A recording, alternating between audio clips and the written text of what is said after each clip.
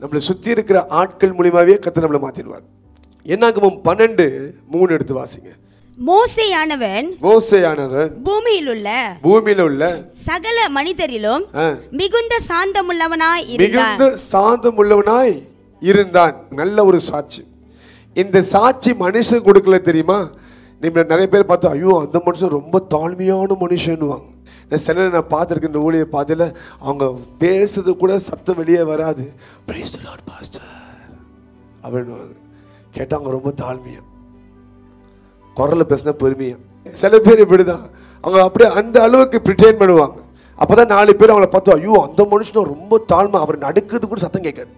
We don't have to show, we don't have to pretend, let it be very genuine. அது உண்மையா இருக்கணும், நடிக்க அவசியமே கிடையாது. இங்க மனுஷன் மோசேயை குறித்து சாட்சி சொல்லல, ஆண்டவர் சொல்லியிருக்கிறார். நம்ம வெளி தோற்றமா பார்க்கும் பொழுது ஒருத்தவங்க தாழ்மைன்னு சொல்லலாம். ஆனா கர்த்தர் எங்க பார்க்கிறாரு? உள்ளத்தையும் பார்க்கிறார். இவன் செயல்ல மாத்திரமில்ல, இவன் ஆவிலும் தாழ்மையான ஒரு மனுஷன். ஆனா இந்த மோசே இயற்கையாவே இவன் தாழ்மையான மனுஷன் கிடையாது. ஆரம்ப நாட்கள் வாழ்க்கையை நீங்கள் பார்த்தீங்கன்னா, நம்ம இப்ப ஆண்டு கொடுத்த இந்த சாட்சிக்கு ஏற்ற அந்த வாழ்க்கை அவன் ஆரம்பத்தில் வாழ கிடையாது. ஹல்லேலூயா. இவனுக்குள்ளேயே ஒரு ஆங்காரம், ஒரு திமிரு, அந்த பெருமை எல்லாமே இருந்துச்சு. ஏன் இதை நான் சொல்றேன்னா, he is highly educated, knowledgeable in every system in Egypt. ஏன் அரண்மனையில் வளர்ந்த வசி ஒரு பார்வோனுக்கு என்ன மாதிரி படிப்பு, என்ன மாதிரி காரியம் கற்று எல்லாத்தையும் அவன் கற்றுக்கொண்டிருக்கிறான். எதிலையுமே அவன் குறைஞ்சி போனவன் இல்லை, அவன் ஒரு படிக்காத மனுஷன் இல்லை, அறிவில்லாத மனுஷன் இல்லை, எல்லா நாலேஜும் அவன்கிட்ட இருக்குது. சில பேர் சொல்லுவாங்களே ரொம்ப படிச்சிருக்கான் அதான் திமிருன்னுவாங்க, பார்த்துருக்கீங்களா? அதில் இருந்த மனுஷர்கள் அவங்க 1000 வருஷம்லாம் வாழ்ந்த வசி அவங்களோட நாலேஜ் ரொம்ப ஹாய். நம்ம இன்னைக்கு வாழ்றோம், நமக்கு எல்லாமே தெரிஞ்சு நம்ம காலம் எல்லாமே இல்லை. They are more brilliant than us. அப்படிப்பட்ட ஆட்கள். அப்போ இவன் அரண்மனையில் வாழ்ந்துருக்கிறான். ஓகே, கடவுள் பயம் இருந்துச்சுன்னா அவனுக்கு தெரியும். அவனுக்கு கடவுளே அப்புறம் தான் வெளிப்படுகிறார். ஓகே, அதுக்கப்புறம் தான் ஆண்டவர் யாருன்னே தெரியும். ஓகே, இவனுக்கு ஒரு கோபம் வந்தால் உடனே கொலையை பண்ணிடுவான். ஓகே, கொஞ்சம் யோசிச்சு பாருங்க. இவன் ஒரு ஹம்பிள் மேன் அர்த்தம் தெரியுமா? a man who is always under the control. ஆனால் ஒருத்தன் கொலை பண்ணுறான்னா அவனுக்கு ஹம்பிளாக சொல்ல முடியுமா? என்னால் என்னென்னாலும் பண்ண முடியாது, கோவம் என்னென்ன பண்ணிடணும்னு சொல்லி பண்ணிடுறான். கரெக்டா இல்லையா? அப்படின்னா அவனுக்குள்ள ஒரு காலத்தில் பெருமை இருந்துச்சு, ஒரு பெரிய ஒரு ஆங்காரம், என்கிட்ட எல்லாமே இருக்குது, I can do whatever I want to do. அப்படிப்பட்ட ஒரு வெறி அவனுக்குள்ள இருந்திருக்குது. ஆனால் இந்த மனுஷன் பின்னாடி அவனோட வாழ்க்கையை பார்த்தீங்கன்னா, அப்புறம் நீங்கள் பார்த்தீங்கன்னா மிகவும் சாந்த குணமுள்ள மனுஷன். இதுதான் டிரான்ஸ்ஃபர்மேஷன். இது எப்படி நடக்குது அப்படின்னு பார்த்தீங்கன்னா, எந்த ஜனங்களை நடத்த சொல்லி கர்த்தர் அவனை அனுப்பினாரோ அந்த ஜனங்கள் மூலியமா தான் இவன் மாற்றப்படுகிறான். ஆண்டவர் சொல்றாரு, என்னோட வழிகள் கற்பனைகள் எல்லாத்தையும் நீ இந்த ஜனங்களுக்கு தெரியப்படுத்தி அவங்களுக்கு சொல்லி கொடுன்றார். ஹல்லேலூயா. இது அவனுக்கு வர்ற ஒரு கமாண்ட். அவன் நினைச்சான் ஆண்டவர் இவனை வச்சு தான் இவங்களை மாற்ற போறாரு. ஆனால் போகிற பாதையில் இந்த ஜனங்க பண்ணுற பிரச்சனைகள், அட்டுழியங்கள் தாங்க முடியாமல் மோசே கேட்குறான், இந்த ஜனங்களை சுமக்கிறதுக்கு ஏன் இந்த உபத்திரத்தை எனக்கு கொடுத்துருக்கீங்க, ஏன் இந்த கஷ்டத்தை எனக்கு கொடுத்துருக்கீங்கன்னு கேட்குறான். அப்போ மோசே இந்த இடத்துல அவன் நெருக்கப்படுகிறான். அவனால் முடியல இந்த ஜனங்கள் நடத்த. ஏன்னா இவங்க வடங்க காலத்து ஜனங்கள் திரும்பினா திரும்பவே மாட்டாங்க. இது செய்யாதனா அவங்க அதை தான் செய்வாங்க. எது செய்ய சொல்லுமோ செய்ய மாட்டேன்னு நிற்பாங்க. Things was not easy for him. அவனுக்கு எதுவுமே சுலபமாக இல்லை, ரொம்ப கஷ்டமாக தான் இருந்துச்சு.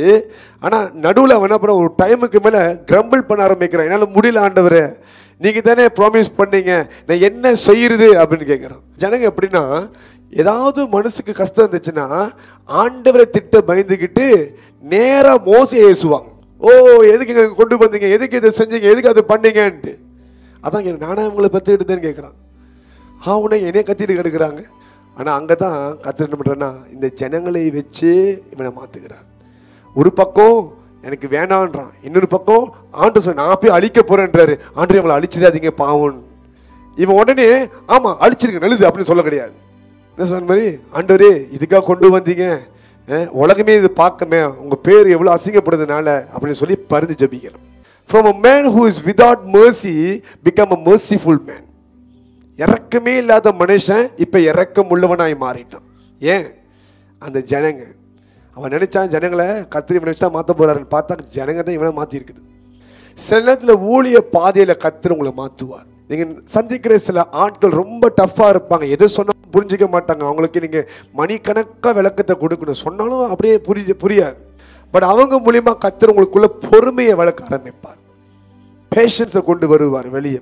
சில ஆட்கள் உங்கள் வாழ்க்கையில் இருப்பாங்க, அவங்க எதையாவது பண்ணிக்கிட்டே இருப்பாங்க, அது உங்களுக்கு ப்ரொவோக் பண்ணும், அது உங்களுக்கு தூங்கிக்கிட்டு இருக்க அந்த சிங்கத்தை எழுப்பிடும், தட்டி எழுப்பிடும் வெளியே.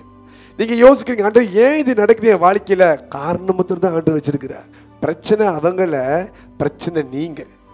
உங்களுக்குள்ள இருக்க சிங்கம் தூங்கக்கூடாது, செத்து போகணும், அழிஞ்சிடணும். அதுக்காகவே அப்படிப்பட்ட ஒரு ஆளை வச்சிருப்பார். உங்கள் லைஃப்லாம் கூட இருப்பாங்க, சார் ஒரு சீசன் வரைக்கும் இருப்பாங்க. But they are for a purpose. They are creating the passions that God desire within you. உங்களுக்குள்ள இருக்க அந்த பொறுமையை வளர்க்கறதுக்காகவே அவங்க செயல்படுகிறாங்க.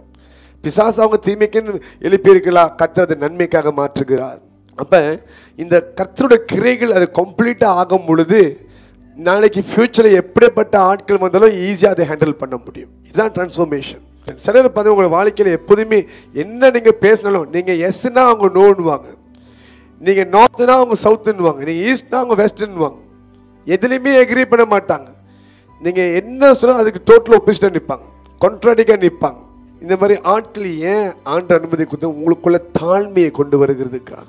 இப்படிப்பட்ட ஆட்கள் மூலிமா தான் நீங்கள் எவ்வளோ பெருமையாக இருக்கீங்க உங்களுக்கு புரிய வரும். பார்வோன்ட்டு போயிட்டு மோசே சொல்கிறான், நீ விட்டுரு அப்படின்றான், அவன் முடியாதுன்றான். நீ இவங்களை போக விடுன்றான், நான் விடமாட்டேன் அப்படின்றான்.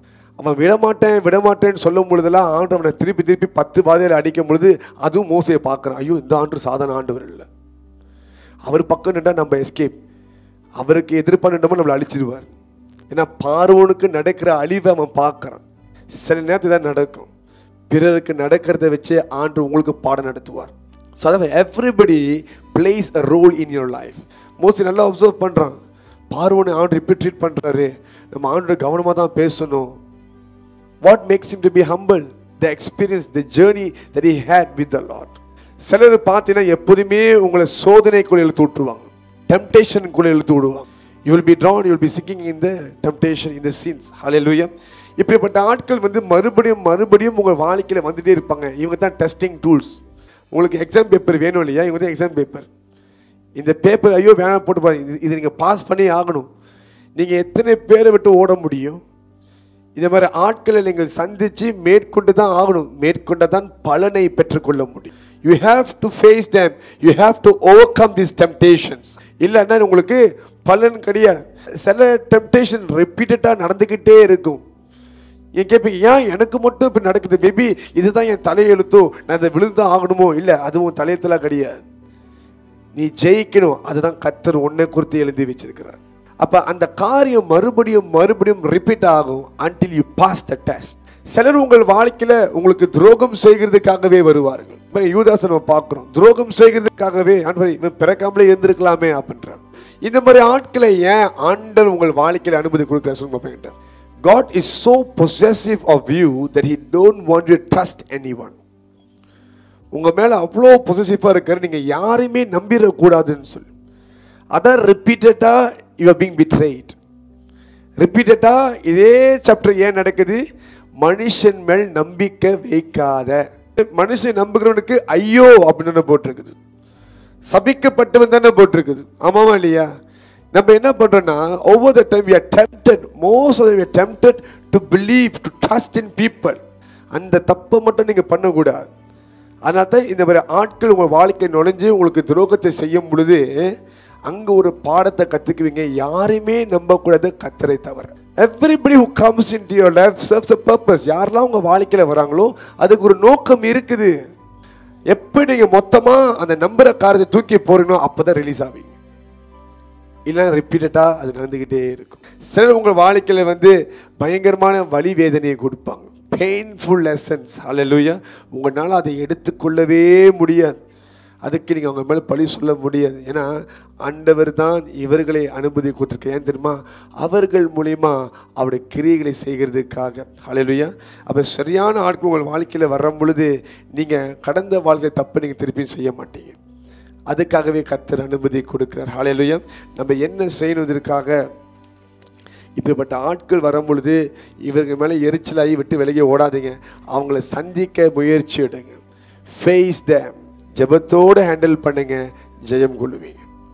we need them. நம்மளுக்கு எதிரிகள் தேவை. சத்துருக்கள் எல்லாம் சத்துருக்கள் இருந்தே ஆகணும். நம்மளை எதிர்க்கிற ஆட்கள், நம்மளை பகைக்கிற ஆட்கள் வேணும். இவங்கெல்லாம் நம்மளுக்கு ஒரு ஹெல்ப்பராக இருக்காங்க. எது தெரியுமா? தேவன் சித்தத்தை நிறைவேற்றுறதுக்காக. we need them. சில பேர் தேவையில்லாமல் எரிச்சல் மூடிடும். இதெல்லாம் தேவை. நம்ம ஏன் போகிறேன்? there is a purpose for it. கர்த்தருடைய சித்தம் நிறைவேறி கொண்டிருக்குது. ஹல்லேலூயா.